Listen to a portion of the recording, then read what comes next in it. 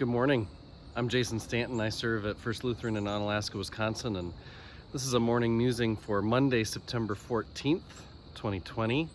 As I was just looking through local news this morning, I saw something that connected to something we did in worship yesterday.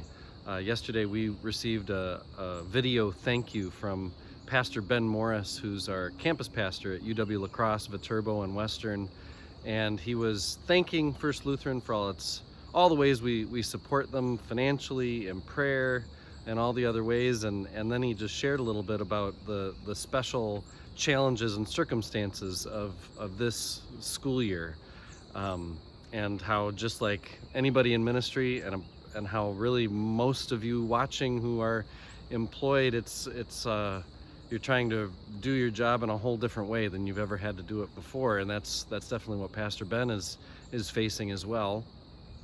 And as I was thinking about that thank you, and then running across on the news this morning that UWL has actually shut down classes for a couple days, only to start classes back up later this week online, I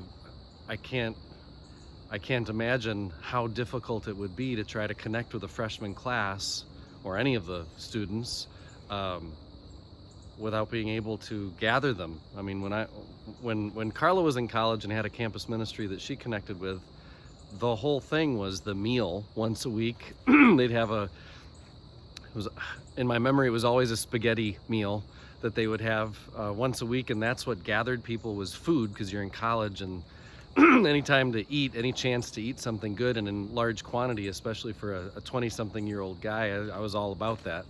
And so without the ability to, as our campus ministry does, we share cookies on campus with people as they walk by, and then we gather people in with great conversation, a message of all are welcome, and many times food. Anyway, in this whole new world that is campus ministry, in the midst of our college shutting down, it made me go from thinking about Ben and how hard it would be to be a pastor, because that's where my brain goes. It then made me move to my niece, Rachel, who's at the University of Minnesota, and other freshmen from our graduating class of First Lutheran who are now dispersed all over at UWL, at University of Minnesota, Eau Claire. There's so many places, obviously, that a class of 30 would go to, and I'm hearing different stories of what challenges different campuses are encountering, and how many of them are quarantining in place, or some have sent kids back home.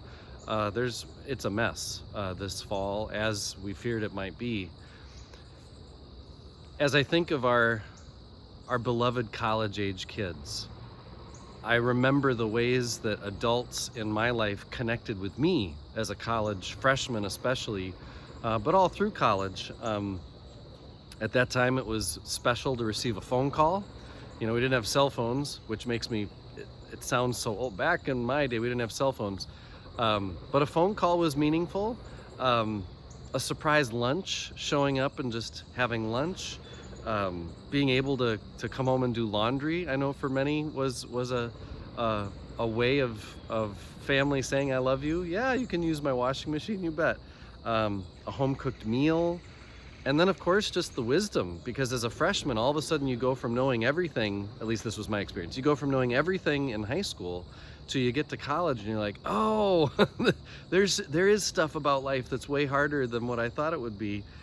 Bottom line is, as a college-age person, whether it's an 18 to 22-year-old who's actually in college or is just starting out on their own, it seems that 2020 would be a tough time to be in that blossoming stage.